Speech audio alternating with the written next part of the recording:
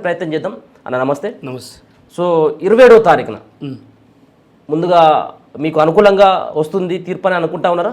So కేవలం కక్ష సాధింపు ధోరణితో అంటే చక్రధర్ గౌడ్ సిద్దిపేటలో హరీష్ రావును ఎదుర్కొనేటువంటి దమ్ము లేక కేవలం ఫోన్ ట్యాపింగ్ తోటి నాటకాలు ఆడుతూ ఉన్నాడు చక్రధర్ గౌడ్ అన్నటువంటి బీఆర్ఎస్ పార్టీ నేతల యొక్క వాదనని మీరు ఎట్లా చూస్తారు?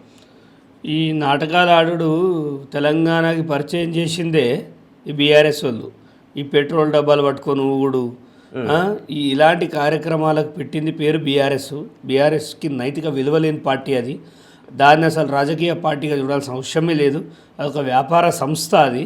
ఇలా వాళ్ళు చేసే ఆరోపణలని కుక్కలు దేక్తలేవు. ఫస్ట్ ఆఫ్ ఆల్ ఓపెన్గా చెప్తున్నా, నాకేం తీటబట్టి పెట్టలేదు కేసు, పనికి మాలేదు లేం మేము.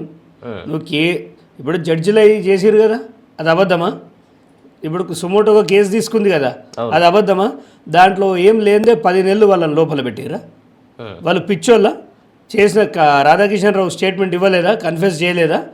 ఖచ్చితంగా నాదనేందండి. ఈవెన్ రఘుదైంది, తిన్మార్ మల్లన్నదైంది, కాలోజీ సీనుదైంది, ఇలా ఎవరెవరైతే ప్రభుత్వం పైన ముఖ్యమంత్రి కూడా అయింది 100%. నేను చెప్తున్నా, మరి మీ ముఖ్యమంత్రి నేరుగా ఇక్కడ కూడా ఫిర్యాదు చేయలేదు కదా. సో ఎందుకు మీకు ప్రత్యర్థి అన్నటువంటి ఉద్దేశంతో పదే ఆయన టాపిక్ తీసుకుంటా ఉన్నారు? చూడండి, ఇప్పుడు ముఖ్యమంత్రి గారు పనిచేసేది ఒక స్కీమ్ ఉంటుంది. ఆయన రాష్ట్రానికి సంబంధించిన విషయాలు చూసుకోవాలి. నేను ఇప్పుడు అక్కడ కంటెస్టెడ్ ఎమ్మెల్యే, నాకు ఫోన్ ట్యాపింగ్ జరిగితే సరే అందరిది జరిగింది మనది జరిగిందని ఊకునే వాళ్ళం.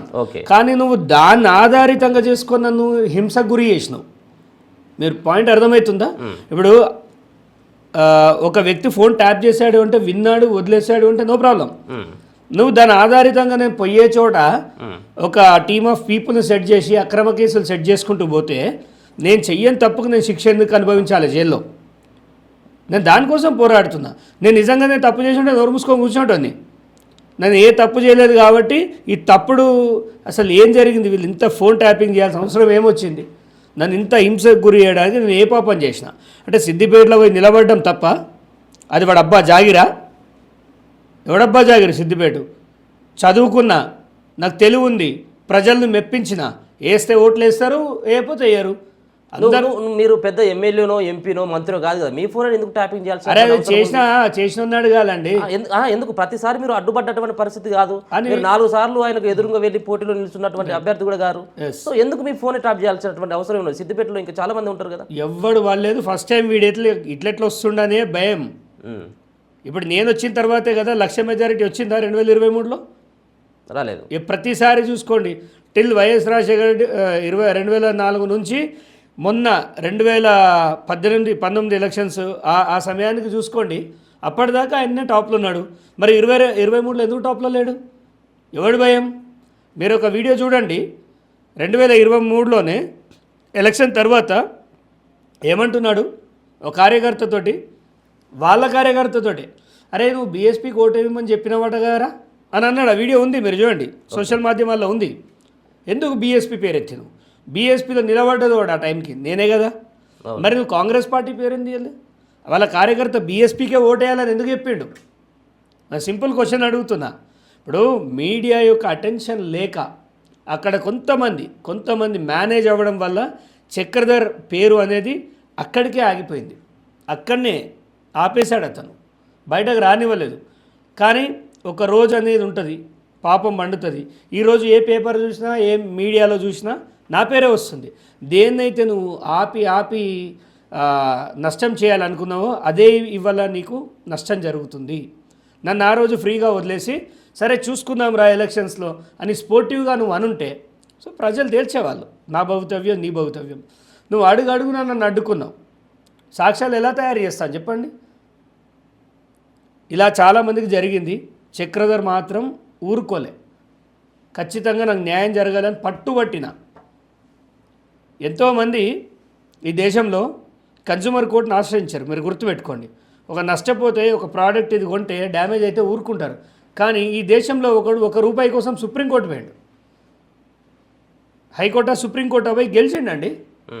₹1 కదా, చెల్లని రూపాయి అని మీరు మాట్లాడితే వాడికి ఆ ₹1 ఎక్కడ హట్ అయిందో వాడు అక్కడ పోయి న్యాయం దక్కించుకొని వచ్చాడు. అందరూ ఒకేలాగా ఉండరు. మాకెందుకులే అని తుడిచి పారేసుకునే వాళ్ళు ఉంటారు. కానీ నా మీద వేసింది తూడ్చేది కాదు, జీవితం మీద మరకలు పడ్డాయి. అందుకే ఇంత గట్టి పోరాడుతున్నా. ఆయన మీద నాకు ఎలాంటి ద్వేషం ఉండదు. నంబర్ 1, ఆయన నుంచి ప్రేరణ పొందాలని చూస్తా. ఇంతమందిని ఎలా ఆకట్టుకున్నాడు, ఇంతమందిని ఎలా బైండ్ ఓవర్ చేయగలిగిండు అంటే ఒక భయంతో, అధికారంతో జనాన్ని బానిసలుగా చేసిండు సిద్దిపేటలో. ఆన్ రికార్డ్స్ చెప్తున్నా, ఇది నిజం అని చెప్పడానికి సాక్ష్యం చెప్పాలనా? ఎంపీ ఎలక్షన్స్లో 60,000 ఓట్లు పడ్డాయి బీజేపీకి. ఓకే, ఎలా పడ్డాయి? నీ భయాన్ని తెంచింది నేను, నీతో ఏం కాదని చెప్పింది నేను. నువ్వే అంత సమర్థుడు అయితే, నువ్వే అంత గొప్పోడు అయితే, 30 ఏళ్ళ రాజకీయం అయితే, నువ్వే ట్రబుల్ షూటర్ అయితే నీకు ఎందుకు 65,000 ఓట్లు వచ్చినాయి? నీ రికార్డు ఇప్పుడు తెప్పిద్దామా? గూగుల్ చేయండి, మొత్తం గూగుల్ చేసి నాకు రేపు పొద్దుగాల మీరు చూపించాలి. ఎక్కడైనా 65,000 వచ్చినాయి. ఆయన స్టార్టింగ్ నుంచి నిలబడ్డప్పటికెళ్ళి 2004లో ఫస్ట్ మినిస్టర్ అయి తర్వాత ఎమ్మెల్యే అయ్యిండు. అల్ల కూడా 65,000 రాలే. సార్ మీరు మెజార్టీ తగ్గించవచ్చు కానీ గెలుపునైతే ఆపలేకపోయారు కదా. అరే గెలుపు కేసీఆర్ కూడా మొదట సిద్దిపేటలో ఓడిపోయిండండి. ఫస్ట్ టైం ఓడిపోయిండు. ఓకే, ఆ తర్వాత ఓటమి చూడలే. నేనంతే, మొదటిసారి ఓడిపోయినా, ఈ ఓటమి లేదు నాకు. నేను కూడా అదే అనుకున్నా. అంటే ఆ ఓటమి నాకు ఏం నేర్పించిందంటే ఎలా కొట్లాడాలో నేర్పించింది, ఎలా పనిచేయాలో నేర్పించింది. గెలిచుంటే వేరేలా ఉండవచ్చు. ఆ ఓటమి కేసీఆర్ని ఒక గొప్ప నాయకుని చేసింది. ఆ ఓటమిని నేను ఇన్స్పిరేషన్గా తీసుకొని నా నియోజకవర్గంలో ఉన్న కష్టాలు కన్నీళ్ళన్నీ సీఎం గారికి చేరవేస్తాం. సాధ్యమైనంత వరకు వాళ్ళ కోసం నిలబడతా. గెలుపు అనేది సెకండరీ, నేను పనిచేస్తున్నా అనేది ప్రైమరీ. సో బీఆర్ఎస్ పార్టీ అధికారంలో ఉన్నటువంటి దశలో చక్రధర్ గౌడ్కి బెదిరింపులు ఎక్కువ. సో వాళ్ళకి ఇచ్చినటువంటి బెదిరింపులకు భయపడడం జరిగింది. సో ఇప్పుడు అధికారంలో లేనటువంటి బీఆర్ఎస్ పార్టీకి, ముఖ్యంగా హరీష్ రావుకి ఇంకా చక్రధర్ గౌడ్ భయపడుతూనే ఉన్నాడా? ఒకటి, నేను భయపడినా అని మీరు అన్నారు. నేను భయపడితే బీఆర్ఎస్లో ఉండాలి కదా. ఒకటి చెప్పండి, నేను భయపడితే పోటీయే చేయొద్దు కదా. నేను భయపడి ఉంటే ఆయన మీద ఎలక్షన్లు అయిపోగానే ఎవడు చెప్పిండు నేను ఎలక్షన్ పిటిషన్ చేసిన? ఇప్పుడు రీవాల్యుయేషన్ ఉంటుంది. ఒకటి చదువుకున్నప్పుడు మనకి 100 మార్కుల పేపర్లో అన్ని ఆన్సర్లు తెలిసినప్పుడు, అన్నీ రాసినప్పుడు నీకు 30 మార్కులు వచ్చినాయి. నువ్వేం చేస్తావు? నీకున్న ఒక హక్కు రీవాల్యుయేషన్ అని ఉందా? అలాగే నేను వెళ్ళిన జరిగిన ఎలక్షన్స్ రాంగ్, ఇక్కడెక్కడో పొరపాటు జరిగింది, ఈ 30 ఇయర్స్ ఇండస్ట్రీ గాడు ఏదో మోసం చేసిండు అని డౌట్ వచ్చింది హరీష్ రావు మీద. సో నేను ఎలక్షన్ పిటిషన్ ఫైల్ చేసిన జనవరిలో. It is running. దాంట్లో ఎన్ని తప్పులు 2004 నుంచి ఇప్పుడు ఆన్ రికార్డ్ చెప్తున్నా. నేను ఆర్టీఐ వేయబోతున్నా. 2004 నుంచి 2023 దాకా హరీష్ రావు పైన నమోదైన కేసులు ఎన్ని ఉన్నాయి అవన్నీ తీసుకొస్తా. నువ్వు ఇప్పుడైతే మార్వలేడు చెప్పిన రికార్డ్స్లో. ఇప్పుడు నువ్వు ఎలక్షన్ పిటిషన్లో నీవు ఎన్ని కేసులు చూపించినావు, ఎన్ని బ్యాంక్ అకౌంట్లో చూపించినావు, నువ్వు డిస్క్వాలిఫై అయ్యేలాగా చేస్తాను నేను. అదైతే కక్షతో కాదు కదా, ఎవిడెన్సెస్ తోటే కదా. ఎలక్షన్ కమిషన్ చక్రధర్ చెప్తే వినదు కదా.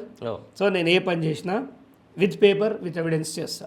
కక్షలతోటి చేసేది ఇదేం రాయలసీమ కాదు. అంటే